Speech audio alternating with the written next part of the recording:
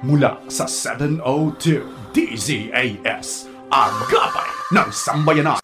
Narito na ang programang mag-uugnay sa iyo tungo sa wastong kamalayan sa batas. Praktikal na talakayan ng mga alituntunin at balitaktakang may kaugnayan sa mga patakaran ng bayan. Kinilala sa Golden Dove Awards bilang Best Documentary Program. Ito ang Tabas ng Batas!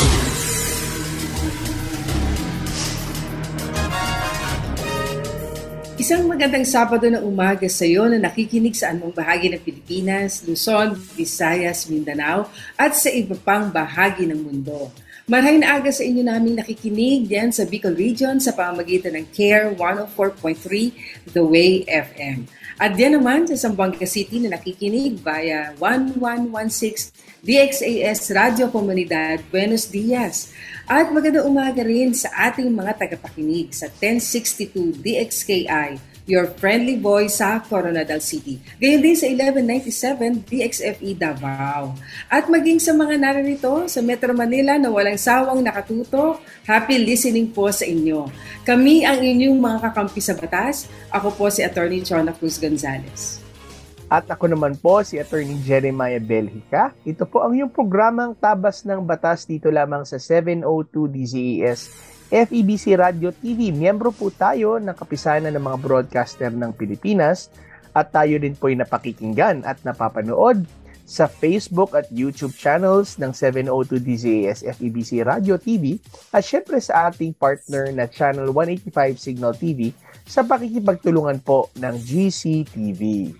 At tayo ay sinasamahan din ng ating cute crew na sina Absidy Ferrer, Ning Katiangco, ang ating Prodtext na sina Benjo Morano, Reggie Villena, Nathaniel Peralta at RTV na sina Eileen Valdez, Wenmark Balatukan, Angelica Calayag, Raymond Panet at yung mga kasama rin natin sa Bukawi Transmitter site. Siyempre, sa punto pong ito ay nais nating pasalamatan kayong mga kaagapay natin na patuloy hong partner po natin dito sa FEBC. Sa inyo pong tulong at sa pamamagitan po ng grasya ng Panginoon ay mahigit na pong 7 dekada na naibabahagi ang tama at mabuting balita ng ating Panginoong Hesukristo.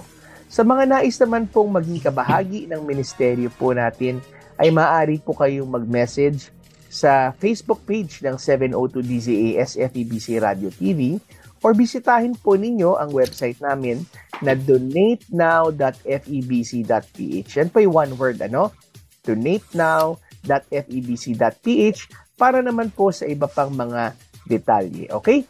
So, sa oras pong ito, tayo ay dadako na sa pagkaing pangkaisipan.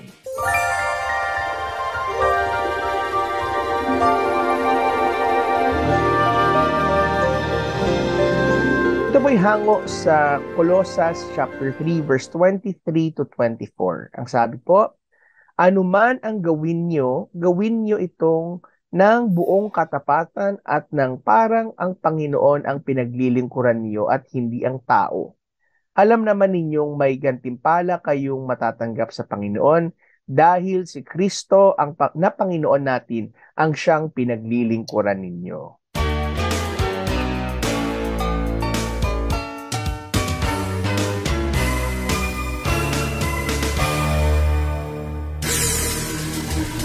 Kayo po ay aming inaanyayahan na makibahagi sa ating diskusyon ngayong umaga. Kaya kung meron po kayong komento, lalo na kung may legal na katanungan, maaari po niyang padala sa amin sa ating Facebook page, ang Tabas ng Batas FEBC. At habang naroon po kayo, please like and share.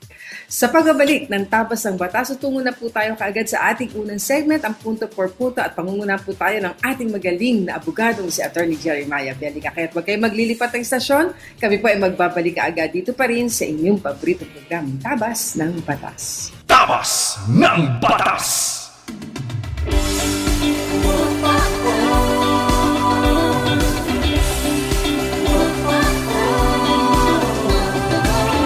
Imbitado ka sa 75th Anniversary Celebration ng FEBC. Sa June 3, Sabado, alas 8 ng umaga sa Valenzuela City People's Park Amphitheater. Mayroong open house, Thanksgiving ceremony at libreng concert feature ang original compositions ng inyong paboritong papuri artists. Di lang yan, may booth rin sa Piso para sa Radyo Coinbank kung saan pwedeng i-drop off ang inyong Coinbank donations at kumuha ng bagong piso para sa Radyo Coinbanks. 7 dekada at 5 taon na tayong sumasahing papawid mga kaagapay at kasama po kayo sa tagumpay na ito. Maraming salamat sa inyong walang sawang pakikibahagi at pagsuporta sa gawain ng Far East Broadcasting Company Philippines. June 3, Sabado, magkita-kita po tayo at sama-sama nating ihayag ang bawat tagumpay, ikaw ang nagbigay.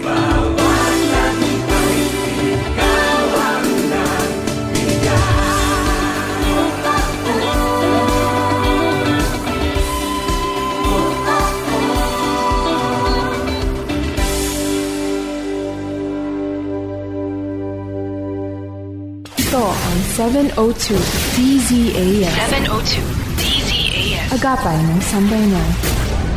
Kasapi sa KBP, kapisanan ng mga broadcaster ng Pilipinas.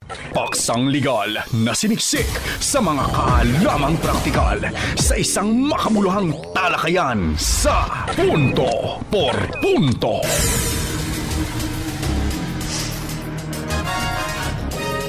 Alright, so tayo po'y nagbabalik na dito muli sa ating programa at ako pa rin po ang inyong kasama, si Attorney Jeremiah Belhica. At ako naman po si Atty. Chona Cruz Gonzalez at nasa unang segment na tayo ng ating programa, ang Punto per Punto segment.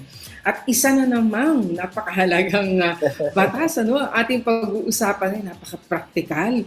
At marami siguro dito, attorney, na magugulat din, masusurpresa na, meron na pala kaagad na na agreement yun o kontrata yun or any. But anyway, before getting ahead of our discussion, I take it away, Attorney Jeremiah. Ano ba itong pag-uusapan natin batas sa umagang ito? Ito ay batas patungkol sa common carriers. Nako, ano ba yung common carriers na yan? Ano ba yan? Ito ay hindi natin alam, attorney, kadalasan na ito yung mga araw-araw natin halos sa mga bumabiyahe. Araw-araw na pinapasok ninyong kontrata na hindi nyo naman pala alam na kontrata pala yun. No? Ito yung pagsakay sa mga public utility vehicles. No, yung pagsakay sa mga jeep, sa bus, tricycle, kahit nga pedicab. Yan ay kasama parang pagsakay sa eroplano. Ang tawag po sa kanila ay mga common carriers. Ang public utility vehicles po, it plays an important role in our country's life and economy. At lalo na ho ngayon na simula nung nawala na ho ang higpit ng mga quarantine restriction, dumami na naman po ang paggamit ng transportation services po sa Pilipinas. Pero ang tanong, meron ba silang pananagutan sa atin at ano ang klaseng pananagutan at responsibilidad ng mga operators ng mga public utility vehicles? Yes. Sa atin hong batas, ang public utility vehicles ay yung tinatawag na common carrier. Banggit nga natin, common carrier. Kaya common kasi kahit sino at lahat ay maaari hong sumakay dito at meron silang kontrata ang mga may-ari ng jeep, bus o operators na to. Na dalhin kayo doon sa inyong pupuntahan dahil nung sila po binigyan ng prangkisa o ng pahintulot ng gobyerno na mag-operate sa mga lansangan, ay ito ho ang kanilang sinumpaang trabaho at negosyo na sila ay dadalhin ang mga taong bayan na sasakay sa kanila ng matiwasay at maayos. Ito ay ayon sa Article 1732 ng ating New Civil Code ng ating bansa na dinidefine ng isang common carrier as a person, corporation, firm, or association engaged in the business of carrying or transporting passengers or goods. Hindi lang pala tao, attorney, pati pala yung mga nagpapadala. So, marami sa atin dyan. I-book mo nga ito. O produkto. Oo. Oo, i-book mo nga kasi papadala tayo dun sa ate mo ng pagkain, papadala mo natin gamit mo. O may darating na ho dyan, nakamotor. At dadalhin ho yung inyong pinapadala doon sa susunod na destinasyon. O kung hindi naman ho yung gamit, ikaw mismo ang sasakay doon sa sasakyan, excuse me, o kaya ikaw naman ay mamamasahe doon. So, ang tawag po dyan ay transporting of passenger or goods or both by land, water, or air for compensation offering their services to the public. So malinaw ho dito na maaaring ito ay isang person, korporasyon, association, kahit kooperatiba, no? Na sila ay nagtatransport ng tao o mga goods o mga gamit o bagay, pagkain man, maaring sa lupa, sa tubig, at kahit sa langit. Ibig sabihin yung mga gumagamit ng eroplano. At sila binabayaran. Ano?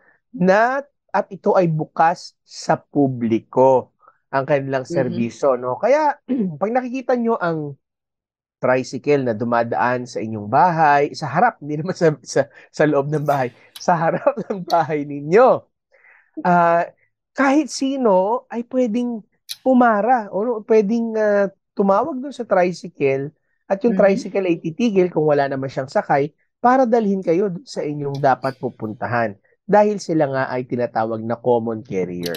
So, the moment na ikaw ay sumakay sa loob ng kanilang sasakyan, tumatakbo na ang kontrata mo sa kanila. Okay? Dahil, sabi nga, that the passenger is entrust their lives or their goods to the public utility vehicle drivers or operators with the expectation that they will safely arrive at their destination. Kaya malaking responsibilidad.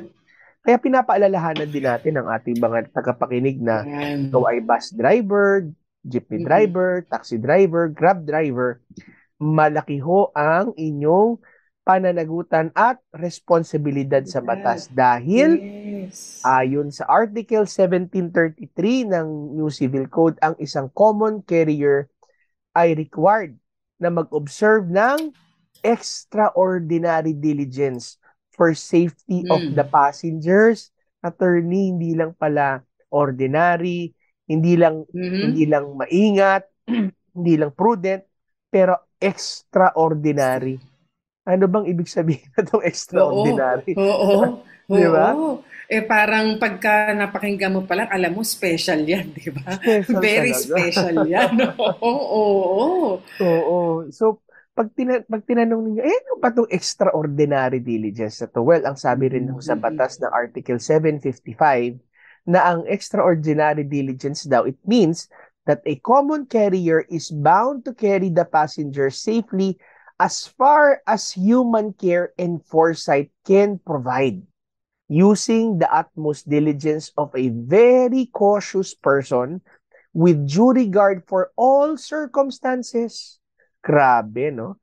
Ibig sabihin pala na to na ang mga tao na engage sa negosyo ng common carrier, mga public utility vehicles, ang sinasabi, extraordinary diligence daw, ibig sabihin, dapat sinisigurado mo na dadalhin mo yung tao dun sa kanyang paroroonan o dun sa kanyang pupuntahan nang meron kang as far as the human care and foresight can provide. Ibig sabihin, isipin mo na lahat ang mga maaaring mangyari na masama o maging mangyaring problema bago mo pa sila sunduin o bago mo sila pasakayin. Maayos ba ang inyong gulong? Maayos ba ang iyong preno? Ang dadaanan mo ba ay maayos? Kung ikaw ba ay makikipag-away sa kalsada, makikipag-gitgitan ka ba? Paano kung magkabanggaan kayo at mag-away kayo at madamay ang inyong pasahero? So, ang sinasabi, lahat daw yun iyong isipin. Dahil, sabi ng Article 1766 naman, in cases of accidents causing death or injuries to passengers, yung common carrier daw is presumed na at fault ka na agad or negligent. Dahil yan ang presumption unless na mapatunayan mo na talagang sinigurado mo at lahat ng mga maaari mong gawin ay ginawa mo para hindi mangyari ang aksidente. Kaya, hindi pala simple. Ano palagay mo dito, attorney? Oo, alam mo, napakahalagang pinag-usapan natin yan kasi marami sa ating mga nag-ooperate ng mga public transport vehicles parang minsan nakikita natin, obserbahan natin sa kalsada na parang hindi na sumusunod sa mga batas trapiko, walang konsiderasyon sa kapwang motorista, na hindi ba nakikipaggit-gitan, hindi nagbibigayan. Aba, malaki ho ang responsibilidad. Buhay ho ng mga tao ang salalay sa inyong mga kamay sa pagmamaneho po ninyo ng mga sasakyan na pampubliko na yan. Maging yung mga sabi natin mga pampribado, no? Ang laki pala talaga ng responsibilidad ng ating mga motorista sa lansangan, dahil sa may batas pala patungkol riyan.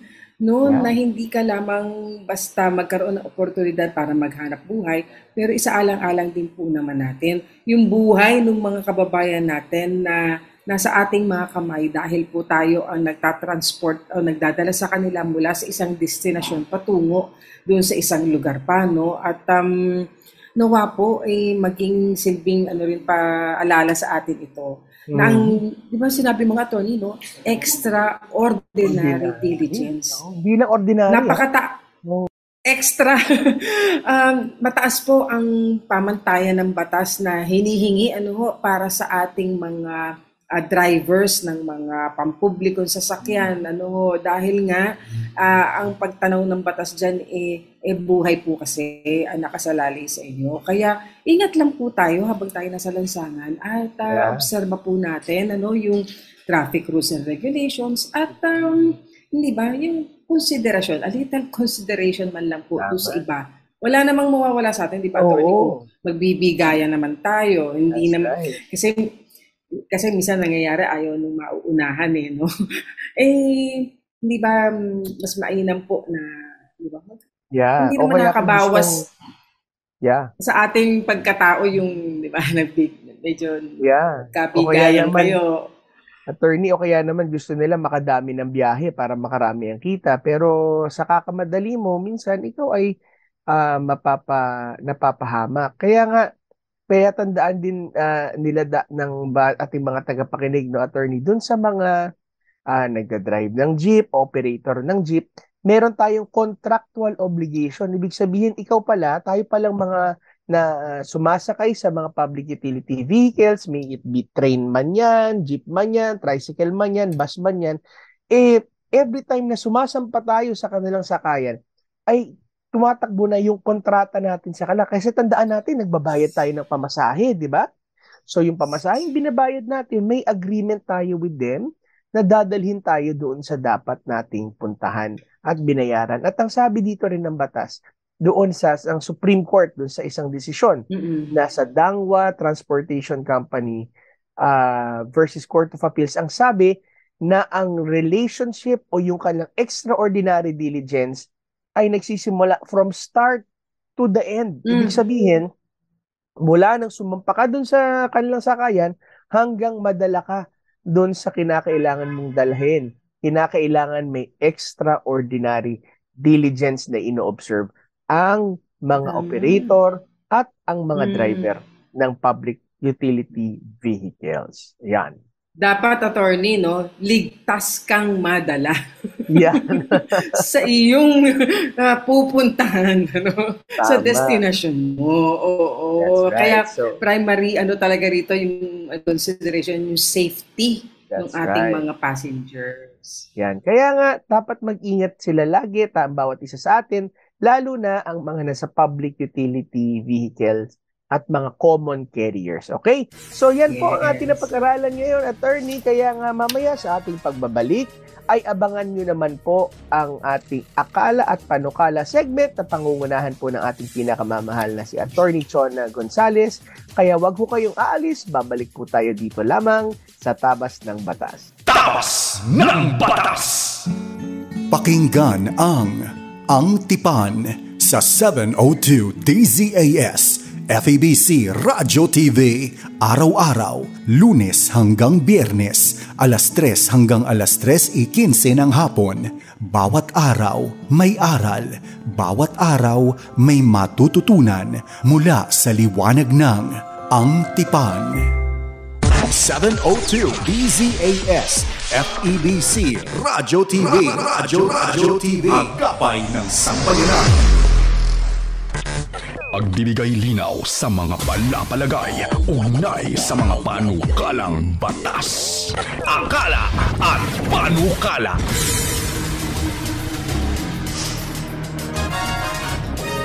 Okay po, so tayo ay narito na ulit sa ating Akala at Panukala segment. Napangunahan po tayo ng ating mahusay at pinakamamahal na si Attorney Chona Cruz Gonzales. Attorney, ano ba ang ating pag-uusapang panukalang batas sa ngayon?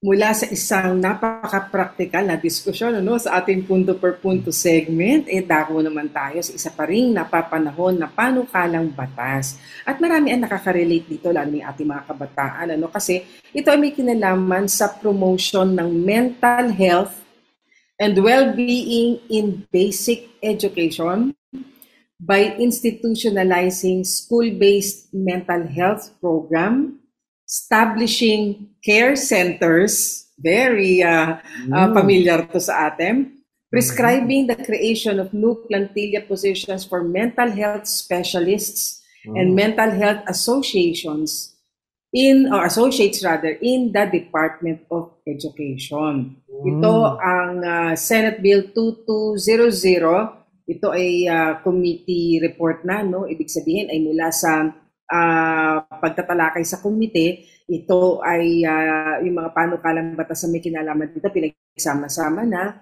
at ito ay nasa plenaryo at pinag-uusapan na, at kung hindi tayo nagkakamali ay maging sa second reading ay pumasa na ito sa Senado. Dahil napaka-importante ng usapin na ito patungkol sa mental health.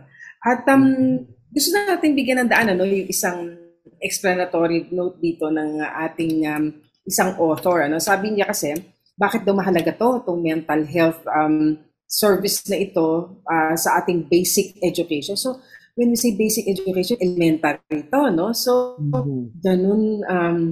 ganun na kaaga na dapat natin bigyan ng pansin, yung mental health and well-being ng ating mga kabataan. So, sabi niya, mental health, it includes emotional, psychological, and social well-being. It affects the way we think, we feel, behave, and act.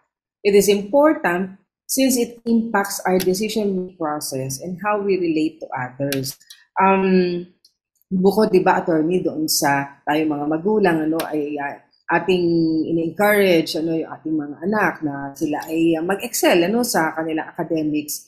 Pero hit doon, ang ating pinagtutuunan ng pansin bilang magulang ay yung paghubog sa bilang isang tao, yung kanilang kabuuan, hindi lamang doon sa kagalingan nila at kahusayan sa pag-aaral, kung hindi yung pakikipagkapwa-tao, yung kanilang pakikipagrelasyon sa kanilang kapwa, pagkatono sa kanilang kapwa, ang kanilang spiritual and moral well-being, makahalaga rin yan, physical. So, malaki ang ating responsibilidad din bilang mga magulang. At ngayon, katuwang ang mga paaralan, ang ating kagawaran ng edukasyon para naman mahinang din, kumbaga sabi nga, yung, at malinang yung kahusayan ng ating mga anak at gustong pagtuunan ang mental health din naman. So, ang sabi din dito, yung mental health promotion and early intervention strategies may produce the greatest impact on people's health. It may allow for more effective healthcare pathways by acting on a problem before the same become worse. Kasi sa atin ngayong bagong engagement in a local government unit, kita natin talaga ang problema ng mga kabataan natin na tila ba nagkakaroon sila ng pagkakapare-pareho ng gawi at pag-iisip dahil din sa nakikita nila sa social media. Yeah. At gustong bigyan ng pansin ng ating mga mababatas ngayon na imbis na yung parang yung, 'di ba, mga problema o mga nauuso sa social media ang gawin at gayahin ng ating mga kabataan, pagtuunan natin yung kanilang mental health well-being, kung paano ba ito ma-address at paano ba sila makaka-cope, no, doon sa mga nangyaring kaganapan sa kanilang buhay at pagbabago. Sabi dito, pag daw mayroong ganitong mental health promotion and intervention strategies, it will minimize the impact of any serious health condition. Indeed, mental health promotion in young people is an investment for the future. The Department of Health estimated that at least 3.6 million Filipinos faced mental health issues during the pandemic. 3.6 million.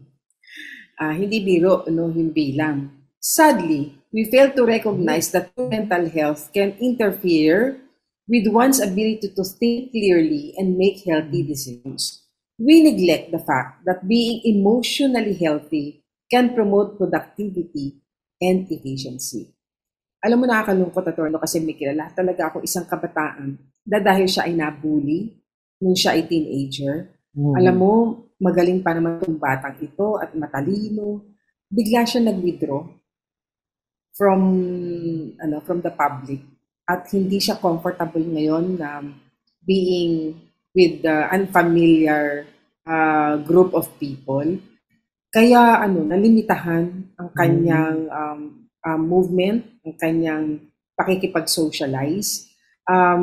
Karoon ng fear sa kanya dahil doon sa experience na yun at a young age. At hanggang ngayon ay patuloy na pinapanalangin pa rin together with the parents and family. So, hindi biro ito eh. Hindi siya ganun kadali. Sabihin mo o i-dismiss mo na, ano lang naman yan. Mahina lang loob mo. Oo. Yes. Kaya, bakit magkakaroon ng ganitong panukalang batas, no? Para i-implement at kung ito'y maging batas, implement nga ng DepEd kasi talagang isa siyang issue, problema hinaharap natin. So sabi dito, just recently, nabalitaan natin to, no? sa mga mainstream media, January 20, 2023, a 13-year-old male student was stabbed by his 15-year-old classmate inside Culiat High School. And further, on January 23, 2023, a senior high school student died falling from the 9th floor of a building inside the school premises. Nasa explanatory note ito, no? Nilagay as data. We do not want more of these cases in the future. Yes. This underscores the importance of prioritizing students' mental health. This bill aims to strengthen the promotion and delivery of mental health services in basic education through the hiring and deployment of mental health professionals. Alam mo, napag-alaman din natin kasi na kulang ang ating mental health experts as compared to the demand. Kaya marami ngayong cities, maging dito sa Metro Manila, na wala silang mga regularly employed na mga mental health experts. Kaya napakahalagang merong gantong support na sa batas natin at syempre merong budgetary allocation. Kasi nga, kailangan din natin na may mahal tayo ng mga gantong mental health professionals para ma-address yung gantong problema. Kaya itong panukalang batas na ito will address that and will establish a mental health and well-being offices in every school's division. This is to address the mental, emotional, and developmental needs of learners and personnel of DepEd. Ayan, gusto ko rin underscore yan. From our experience in Taguig City, hindi lang yung mga bata ang ating ina-address yung kanilang mental well-being, kung hindi maging ang ating teachers. In fact, we had a training for them sa mental health just last week kasi yung mga teachers natin who are now acting as guidance counselors are also asking for help. Na kami po ang pinupuntahan ng mga kabataan, mga estudyante namin, sa amin po nila sinasabi yung kanilang problema. Siyempre, di ba, may bigatin na nararamdaman itong ating mga teachers, sila may problema rin sa kanilang bahay, sa kanilang pamilya. Kaya kailangan natin pagtulong-tulungan ito. Kaya I will say na this is a very good step in the right direction, Attorney, kasi kailangan nating tulungan, hindi lang ang ating mga estudyante, kundi maging ang Pati ating mga mga teachers with, with regard to mental health. Siguro, Attorney, baka in denial lang, baka dami mga abogado din, kailangan mag... Parang lahat na tayo talaga. Lahat, no? And actually, yun nga no? Minsan parang dinidiskwentro ng, lalo na yung mga nasa older generations, na parang, yung mga bata naman kami, walang ganyan, Pero Yes. that doesn't, not because na hindi yun na-diagnose before, doesn't mean na it was not existing or pre-existing at that time. So, and sabi nga, nakaka-harm pa yung dinideny na meron talaga silang nagiging mental health problems, and it aggravates even more. So it's really good na meron tayong ganitong mga initiatives ngayon. Oo, kasi it's one thing, di ba, it's very important to identify na may problema. Let's admit na may problema talaga. No? This is happening, and hindi lang po ito sa isang eskwelahan o isang syudad. Nangyayari po ito sa maraming lugar dito sa Metro Manila, sa iba-ibang rehiyon ng ating bansa. At kinakailangan natin umakto dahil sa nakasalalay ang ating mga kabataan na siya namang pag-asa ng bayan, hindi ba? So we really have to build up our young people, at most importantly, Attorney, talagang sa atin, hindi ba? Kaya lang naman din tayo nakaka-cope sa maraming dalahin sa buhay, dahil din naman sa ating pag-asa at ating pagsabi ng ating pananampalataya sa Panginoon, who is our burden bearer. Amen. Napakahalaga po when the Lord says, "Come to me, all of you who are heavily laden, and I will give you rest." Alam mo, sa anumang hamon po ng buhay, sa mga tagapakinig po natin, yes, meron pong panukalang batas para i-address ang mental health issues ng ating mga kabataan at maging ng mga teachers po natin. Pero alam naman po natin kung ano po talaga ang makakatulong sa ito lang iba yan, kundi ang ating Panginoong Jesus na magbigay ng kaliwanagan ng kaipan, ng tatag ng loob, ng kagaangan ng kalooban, kasi siya po ang lumalaban para sa atin sa buhay na ito. At kasama natin po siya sa ating paglakad, sa ating pang-araw-araw na buhay. Amen. So, napakaganda. Yes. Yan, So, tandaan ho natin yan kasi, it might be real talaga na ganyan talaga pinagdadaanan, pero totoo din at masigit na totoo din ang kalinga at ang presensya ng Panginoon sa ating buhay. Yes. At yun po ang Senate Bill 2200, ang Basic Education, Mental Health, and Well-Being Promotion Act. Sa ating pong pagbabalik ay dako na tayo sa ating blockbuster segment, ang Payo de Asunto. Bibigyan daan po natin ang inyong mga legal na katanungan. Tutok lang po kayo dito pa rin sa inyong paboritong program, Tabas ng Batas! Walk with God. Expounding on the Living Word is Pastor Mel Caparos. Living Word, Sundays, 11 a.m. to 11:30 a.m. Only here on 702 DZAS. FEBC Radio TV, Agapay ng Sambayanan.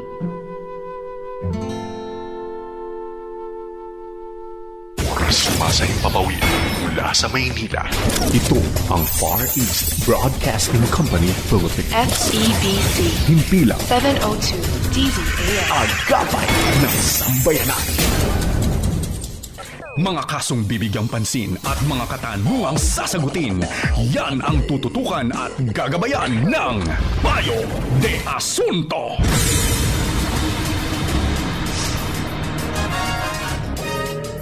Okay, so tayo ay narito na sa ating pinakahuling segment, sa blockbuster segment nating Payo de Asunto, na kung saan susubukan po namin ni Attorney Chona na sagutin po ang iyong mga ilang katanungan. Okay, Attorney?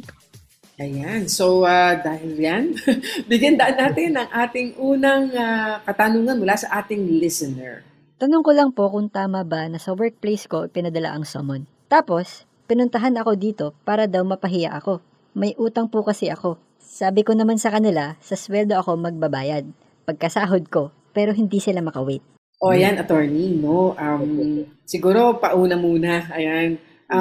Alam niyo po, bago makarating sa korte ang isang kaso, katulad dito, collection of sum of money. Malamang ito, no? Dahil may pagkakautang itong ating nagpadala ng katanungan.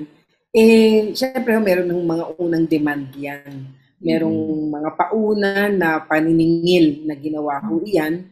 At dahil sa matagal-tagal marahil na panahon na hindi ko nabayaran yung pagkakautang na yun dahil bagamat meron ng paniningil, humantong na nga po sa korte. Kaya ang ating lang paalala, alam naman natin yung ating mga obligasyon, dapat to laging bukas ang ating komunikasyon sa ating pinagkakautangan at lagi pong in good faith nagbibigay tayo ng assurance at bigyan natin ng kumbaga sabihin yun, hindi ninyo kaya pang bayaran lahat, uunti-untiin ninyo, kailangan meron yung ganong di ba, action na pinapakita tayo para naman po hindi na mag-isip yung pinagkakautangan na o baka hindi ako bayaran ito, ma-file na nga ng kaso ito, no? Kasi humantong na ito dito sa pagsiserve ng summon sa inyo. So ang amin pong pagkakaunawa ni Atty. Jeremiah ay meron na ng kaso na naisampa po laban sa inyo sa collection of money, no? At yun lang po ang ating paalala, wag na nating pahantungin pa sa ganitong sitwasyon at ating pong kilalanin naman na meron naman tayo talaga obligasyon at pag-usap po tayo paano natin mababayaran yung ating mga pagkakautang kasi talagang magagastusan po tayo at maaabala rin kapag tayo po ay nasa estado na ito, no, na tayo ay nasa korte at naihabla na. So ang tanong na lang ay, tama ba na yung daw summon ay napadala doon sa kanyang tanggapan at dahil doon napahiya siya, no, sa kanyang mga co-workers. Yeah, well, siguro paliwanag natin para sa mga tagapakinig. Ano ba itong summon na ito, no? Ang summon po, ang summon po ay isa pong legal process o ibig sabihin isang legal na panawagan o direktiba mula sa korte na sumagot ang isang tao sa reklamong isinampa sa kanya sa loob ng araw, no? Normally ito ay within 15 days. 15 days. Na ikaw ay magpaliwanag at sumagot doon sa reklamong hain sa iyo. And kapag meron doon paalala din sa summon na kapag ikaw ay hindi makapagbigay ng iyong paliwanag sa kabila ng ikaw ay nakatanggap ng summon, ay ikaw ay i-declare, maaring ma-declare in default, no? Ibig sabihin, tatakbo yung kaso ng kahit hindi ka nag-attend dun sa hearing. So mas maganda talaga na ikaw ay sumagot, in short, no? Yes. So at ang nagpapadala ho ng nagdi-deliver ng summon po na ito ay either po yung sheriff o yung tinatawag na mga process server po sa court, yung mga empleyado po sa loob ng korte. At sila po ay inaatasan naman ho ng batas na siguraduhin na ito'y tatanggapin at ang makakakuhang in person at hindi mo pwedeng ipagkatiwala lamang sa ibang tao. Dapat sinisigurado ng batas ayon ho sa ating rules of court na ang korte po natin ang siyang naglahat-latag. Dapat yung taong mismong nirereklamo ang makakuha noong summons na yan para sigurado. So sa amin hong tingin naman ay wala hong legal na violation po dito na kayo po pinadalhan ng summon po sa opisina.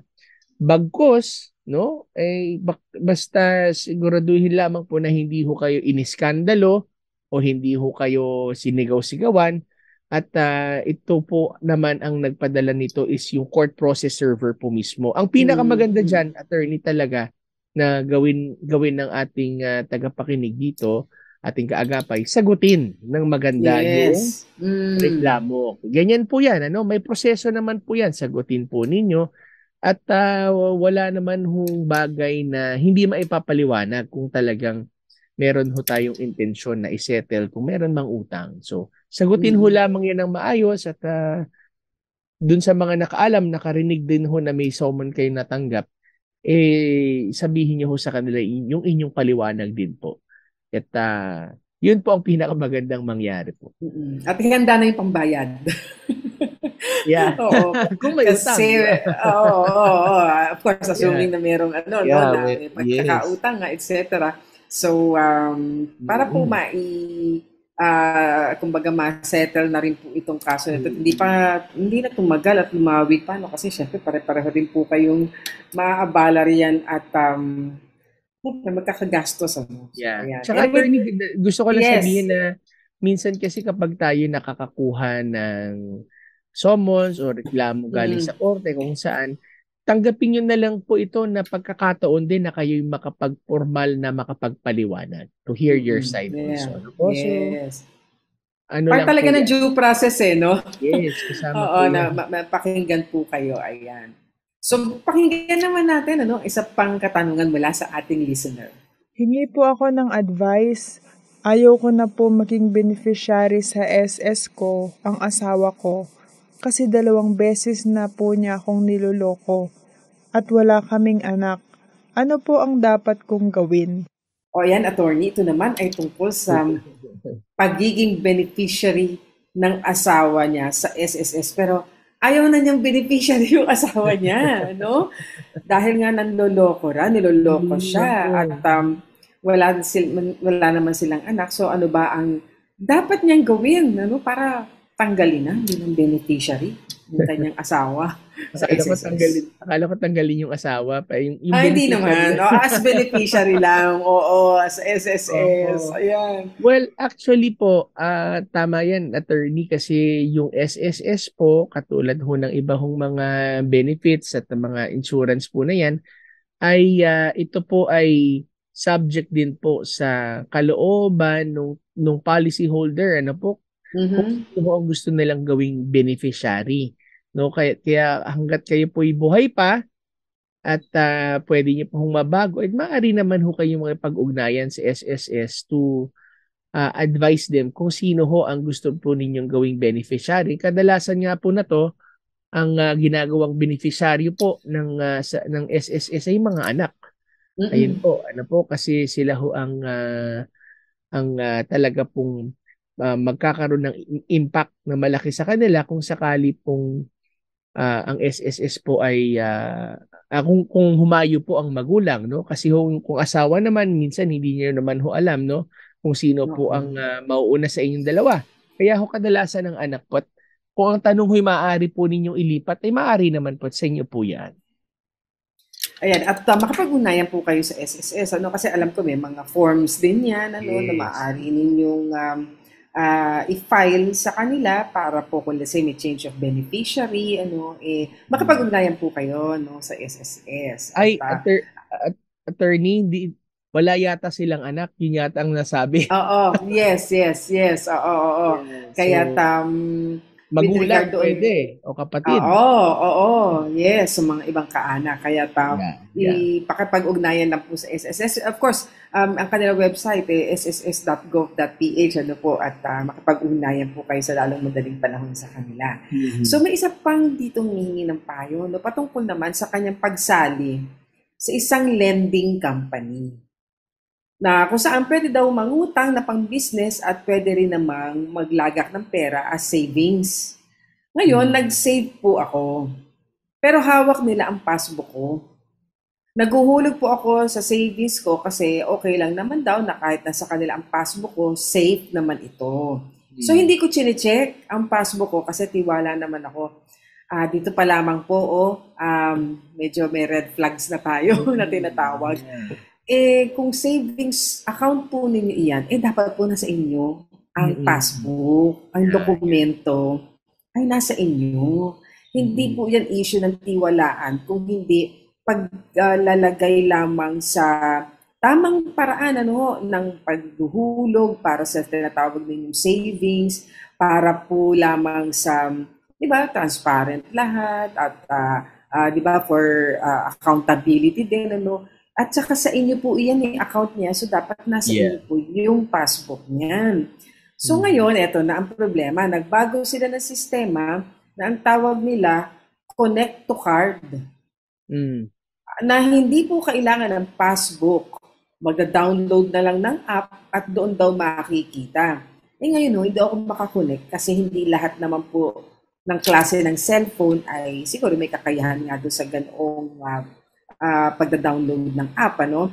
Ngayon, chinek ko yung passbook ko, nalaman ko may nag-withdraw sa account ko, pero napirmahan nila at ginaya nila ang signature ko. Pero may pagkakaiba kasi hindi talaga ako yun at hindi ko inaamin kasi pinanindigan ko talaga na hindi ako ang nag-withdraw noon at hindi ko ginawa ang kasi pinipilit nila ako na ako ang pumirma. Kaya hinamon ko sila maglabas sila ng CCTV at mga record at ang sabi na sira daw ang CCTV. So mga convenient excuse Wala nang record kasi matagal na raw po yan, June 1, 2021 nangyari. Ngayon ko lang na-detect. At nung panahon na yun, may nag-withdraw nga dahil hawak nila ang passbook ko. Itong 2022, this month ko lang nalaman, may naka-withdraw nga po. At hindi naman kalakihan, pero gusto kong malaman sino ang gumawa at paano na-withdraw. So, yun ang katanungan niya. Pero sa mga tagapakinig natin, yun ang nga po. Please make sure lahat po ng mga may kinalaman sa account ninyo, kayo po ang may hawak ng mga dokumento at kayo po ay maglagak ng inyong pera, whether savings o investment, sa mga reputable na mga financial institutions and organizations, kung ganun o companies, magsiguro po tayo kasi hard-earned money yan.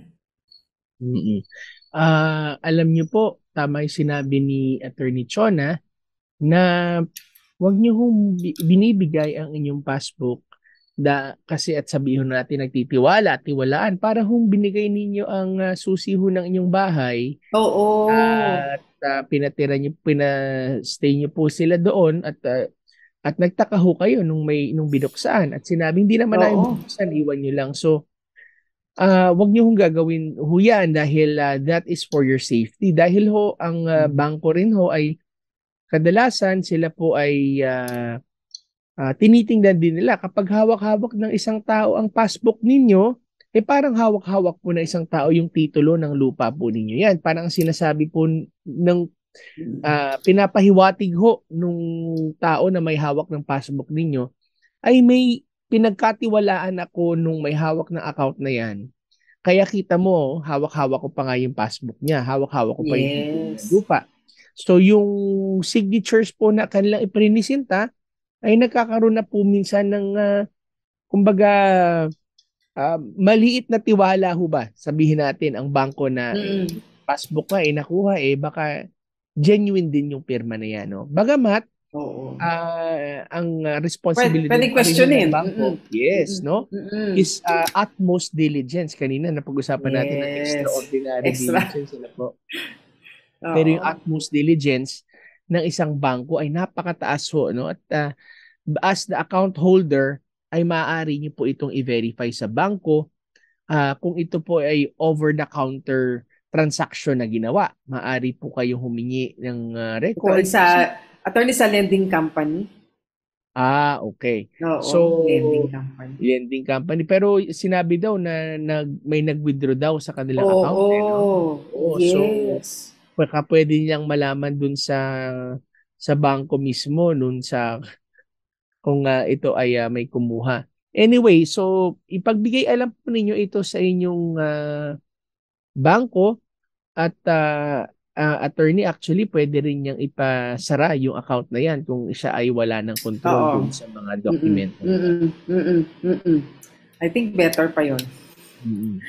Ipasara na lang yan, yung account po ninyo na yan at kunin nyo na lang yung natitira pa at ilagak na lang sa mas maayos at na financial institution at yung hawakan nyo na yung lahat ng records ng bank ninyo. Ng mga deposits ninyo. At kung gusto nyo to hold the lending company, at least answerable to you, sulatan lang po ninyo at ipa-account po ninyo yung mga withdrawals na ginawa doon sa account ninyo na sabi nyo nga, hindi nyo naman ginawa. So, for proper disposition lang nung inyong savings account sa kanila. Pero tama sabi ni attorney, huwag nyo lang ipagpatuloy yung inyong transaction dyan dahil nakita nyo na po na tila ayon sa inyong pagkakalahad lang naman sa amin, merong nangyaring irregularidad. Ayan. Okay, so next question, sabi naman niya, tatanungin ko lang po sana paano gagawin namin. Nakabili po kasi kami ng lupa, pero isa sa mga pumirma sa extrajudicial settlement with sale ay namatay na. Hindi po namin ito napapublish. Ang tanong ko, babaguhin pa ba ang extrajudicial settlement? Talagang magkakaroon ng changes na, attorney? Kasi yung isang dating pumirma, namatay na rin. So may mga heirs na ngayon yun na siya po namang magmamana noong ari-arian, noong isa sa pumirma doon sa extrajudicial settlement na with sale. So, yun ang mga komplikasyon lang, attorney, na imbisa nang natapos na yung isang transaksyon, na ibenta at na isalin sa inyo, yung dahil po merong tinatawag tayong intervening na circumstance, namatay yung isa sa pumirma, magkakaroon po ng pagbabago kasi nga po, hindi ba nagkaroon ng ibang circumstances? Anong take mo dito? Yeah, kasi ang sinasabi dito na nung nakabili sila ng lupa pero yung isa daw dun sa mga pumirma ng extrajudicial settlement ay namatay na. Pero hindi pa daw yun na ipapublish Kaya kung saan na pwedeng baguhin. Actually, baka may benefit din yun, attorney, na sila na kung single naman yung tao na yon, ibig sabihin na sa extrajudicial settlement at wala namang anak, mas kakaunti na lang kailang kakausapin. Although babayad ho kayo ulit niyan sa notaryo, bayad ho ulitin niyo po ulit yan. At I think hindi niyo pa rin ho nababayaran yung estate tax na tinatawag po diyan. Dahil maaari hindi pa napabayaran, ay pwede niyo pa huyang ulitin ngayon, kasi ang problema niyan, attorney, kapag ito'y kailang nabayaran na, ibig sabihin, pwede na rin nilang ituloy kasi ito'y napapublish na at nabayaran na ang mga taxes. Pero in this case, if hindi pa ho talaga, ay kinakailangan niyo po talagang ulitin. And tingnan niyo rin ho, kasi baka pati ho yung mga tagapagmana nung namatay, ay kinakailangan na hong pumirma doon sa bagong extrajudicial settlement of estate. Yes. Ayan. So, bigyan daan pa natin ng isa, nakatanungan, sabi naman niya, applying for tax amnesty sa estate. Ayan. Kasi by next month, di ba, yung unang extension ng amnesty ng estate tax ay matatapos na, middle of June, next year. So, hindi natin alam kung yan, meron pa bang, mga pagbabago. But nevertheless, sabi niya, ipapalipat na po yung land title sa heirs kasi both parents are dead. Okay, so nandun na. Ang nakasulat po sa title, ang owner is si A, married to B. So A, married to B. Pero ang actual name ng wife is C. Iba pala ang actual name. Need ba talagang dumaan sa court ang pagko-correct ng name ng wife? Kailangan po ba ito kung wife naman ang naunang namatay? Hindi ko lang po kasi alam yung date of marriage nila. Pero ang tanong ko, isang tao ho ba yung wife na yan?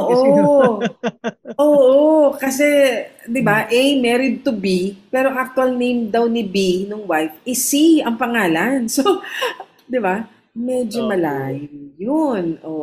Tsaka gaano ho ba kalayo? Ito po ba ay kulang lamang ng parang this is a typographical error? Or ito po ba ay one and the same person na meron hong maaring ipakita na dokumento na iisa ho siya? Halimbawa po ang kanyang pangalan ay ay Maria Victoria Clara. Di ba po? Pero ang pangalan po nakalagay sa titulo po is Maria Clara. Pero meron ho silang dokumento na magpapakita sila po ay one and the same person, ay maaari ho sila mag-issue, maggawa ho ng certificate of one and the same person po. Makipag-ugnayan na lamang po kung ito po ay papayagan at uubra po. At, yeah. Kasi kung malinaw at mapapakita naman po na sila ay parehong tao, Isang tao, oo, ay maaari na ho. At minsan lamang po ay attorney na alam natin yan na depende rin minsan sa examiner kasi dyan. Kung ito ay for estate tax purposes, minsan may mga mahihigpit na BIR examiner at meron naman iba ay mas lenient naman sila. No? So, kausapin ho ninyo mabuti at baka pumayag naman kung ito ay magkakaroon ho ng yung tinatawag nga na affidavit of the same person. Na masuportahan nyo lang po yung inyong claim na yung B at si C one and the same person. Ayan. Tsaka lang naman, parang married to lang yata to, attorney. Oo. Naman sila yung mismong may-ari ng property pero married to lang. Ayan. So yan na lang ang ating nalalabing oras na pwede nating maigugol sa ating Payo de Asunto segment. Pero kung hindi po ninyo napakinggan yung ating naging kasagutan, maaari po nyo yung balikan sa ating Facebook page, yung 702 DCAS-FEBC Radio, o dito rin po sa ating Tabas ng Batas FEBC. At kung hindi po namin nasagot ni Attorney Chona ang inyo pong mga katanungan, abangan nyo na lang po ito sa mga susunod pong Sabado. Sa mga may legal concerns naman po, mag-message lamang po kayo sa aming pong Facebook page. Pwede rin po kayo mag-send ng inyong audio or video kung gusto nyo nakikita rin ng inyong mukha, ay pwede din sa inyong mga katanungan. Okay? Sa oras na ito ay dadak muna ho tayo sa ating prayer time. Ama, marami pong salamat sa araw na ibinigay mo na naman sa amin at sa oras na kami po ay bahagi, O Diyos, ng mga payo, Panginoon, na nagmumula po, Panginoon, sa batas, sa mga bagay na ibinibigay niyo po, Panginoon, sa amin na mga ideas, Lord, and solutions. Father, we pray na ito po ay magbunga, Panginoon, ng kaginhawahan at kaalwanan sa buhay, Panginoon, ng amin mga kaagapay. Panginoon, dinadalangin po namin ng bawat isa na dumadaan sa anuman pong kabigatan, pagsubok, O Diyos, sa buhay. And I pray, Lord, that you be the one, O God, to move, Lord, in their lives, Lord, in their behalf, Lord. Ikaw ang lang maging tagapagtanggol. Ikaw po, O Diyos, ang kanila pong maging tagapagpalakas at tagapagkalinga sa oras, Panginoon, ng kanilang pangangamba. Sa iyo po namin ibinabalik ang lahat ng kapurihan at lahat ng pasasalamat sa matamis na pangalan ng aming tagapagligtas at Panginoong Hesukristo. Amen at amen. Amen. Salamat ho mga kaagapay sa lahat ng mga tumutok sa radyo, sa online, via Facebook at YouTube, sa amin pong mga social media channels, at syempre sa Channel 185 sa Signal TV via GCTV. Kami po ang inyong mga kakampi sa batas tuwing Sabado ng umaga. Ako pa rin po si Attorney Jeremiah Belhica. At ako naman po si Attorney Chona Cruz Gonzales. Nag-aanyaya sa inyong lahat na samahan kami muli sa susunod na Sabado sa parehong oras. Kaya't lagi po nating tatandaan, kung uunawain at susundin, kakampi mo ang batas. Nais po namin makarinig mula sa inyo para sa mga kuro-kuro, mungkahi, o mga bagay na nais ibahagi sa palatuntunang iyong napakinggan, sumulat lamang sa 702 DZAS, Agapay ng Sambayanan, 1 Corporate Center, 46th floor, Doña Julia Vargas Avenue, corner Meralco Avenue, Ortigas Center, 1605, Pasig City. O mag-email sa dzas info@febc.ph.